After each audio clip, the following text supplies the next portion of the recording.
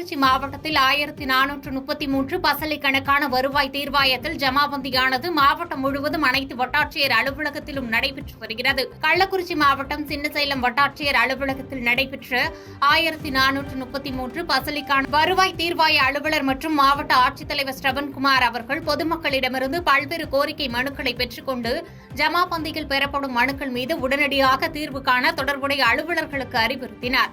மேலும் கள்ளக்குறிச்சி மாவட்டத்தில் உள்ள கள்ளக்குறிச்சி, வானாபுரம் ஆகிய வட்டாட்சியர் அலுவலகத்தில் மாவட்ட ஆட்சியர் மற்றும் மாவட்ட வருவாய் அலுவலர் ஆகியோர் தலைமையில் இந்த ஜமாபந்தியானது நடைபெற்றது குறிப்பிடத்தக்கது.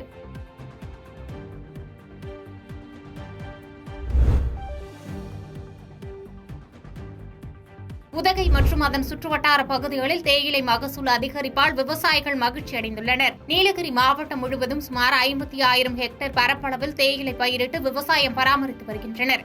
இந்நிலையில் கடந்த சில வாரங்களாக தொடர் மழை பெய்து வருவதால் தேயிலை மகசூல் அதிகரித்தது.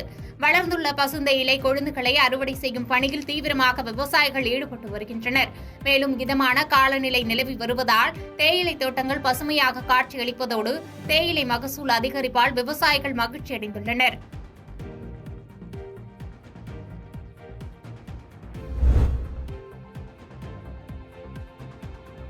நாமக்கல் அருகே மணிக்கட்டுப்புதூர் கிராமத்தில் அமைந்துள்ள ஸ்ரீ விநாயகர் பகவதி அம்மன் கோவில் கும்பாபிஷேக விழா வெகு விமர்சையாக நடைபெற்றது. நேற்று முன்தினம் காவிரி ஆற்றிலிருந்து புனித நீர் மற்றும் முளைப்பாரி எடுத்து வரப்பட்டு பல்வேறு சிறப்பு பூஜைகளுக்கு பிறகு சுவாமி அலங்கரிக்கப்பட்டது.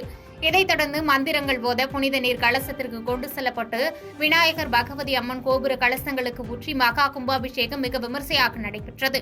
இந்த மகா கும்பாபிஷேக விழாவில் உள்ளூர் மக்கள் மற்றும் சுற்றுவட்டார பகுதியைச் சேர்ந்த ஏராளமான பொதுமக்கள் மற்றும் பக்தர்கள் கலந்து கொண்டனர்.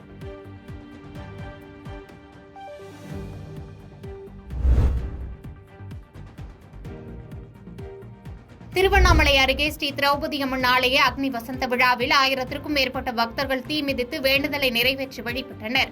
முன்னதாக திரௌபதி அம்மன் ஆலயம் வளாகத்தில் சுமார் 100 மீட்டர் தூரம் அளவிற்கு விறகு கட்டையால் தீயை மூட்டினர்.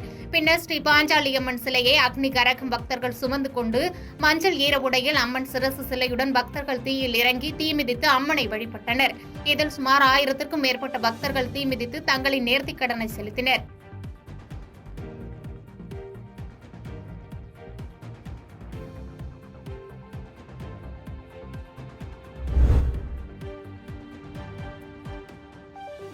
நீலகிரி மாவட்டம் உதகையை அடுத்த மேல் தலையாட்டி மந்து ஸ்ரீ முனீஸ்வரர் ஆலய கும்பாபிஷேகம் திருவிழா இன்று வெகு விமர்சையாக நடைபெற்றது.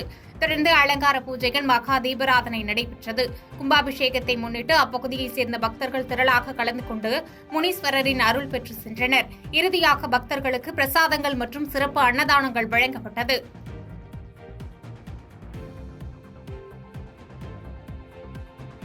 பாதகம் செய்பவரை கண்டால் நாம் பயங்கொள்ளலாகாது பாப்பா, மோதி மிதித்து விடு பாப்பா, அவர் முகத்தில் உமிழ்ந்து விடு பாப்பா.